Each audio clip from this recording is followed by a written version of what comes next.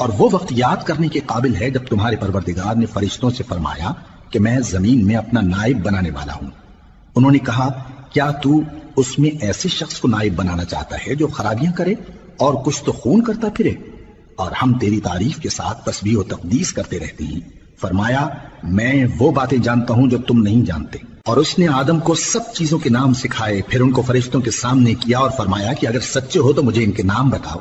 انہوں نے کہا تو پاک ہے، جتنا علم تو نے ہمیں بخشا ہے اس کے سوا ہمیں کچھ معلوم نہیں، بے شک تو دانا ہے، حکمت والا ہے۔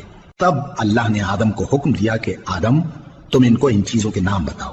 سو جب انہوں نے ان کو ان کے نام بتائے تو فرشتوں سے فرمایا کیا میں نے تم سے نہیں کہا تھا کہ میں آسمانوں اور زمین کی سب پوشیدہ باتیں جانتا ہوں، اور جو تم ظاہر کرتے ہو اور جو پوشیدہ کرتے ہو سب مجھ کو معلوم ہے۔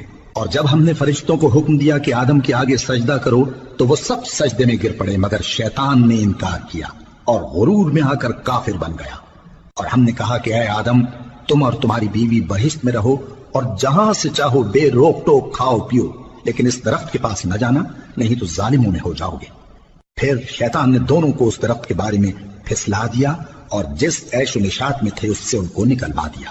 تب ہم نے حکم دیا کہ بہشت بری سے چلے جاؤ، تم ایک دوسرے کے دشمن ہو، اور تمہارے لیے زمین میں ایک وقت تک ٹھکانہ اور معاش مقرر کر دیا گیا ہے۔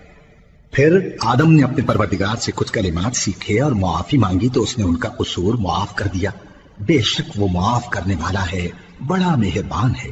ہم نے فرمایا کہ تم سب یہاں سے اتر جاؤ، جب تمہارے پاس میری طرف سے ہدایت پہنچے تو اس کی پیروی کرنا کہ جنہوں نے میری ہدایت کی پیروی کی ان کو نہ کچھ خوف ہوگا اور نہ وہ غمناک ہوں گے، اور جنہوں نے اس کو قبول نہ کیا اور ہماری آیتوں کو جھٹلایا وہ دوزخ میں جانے والے ہیں اور وہ ہمیشہ اس میں رہیں گے۔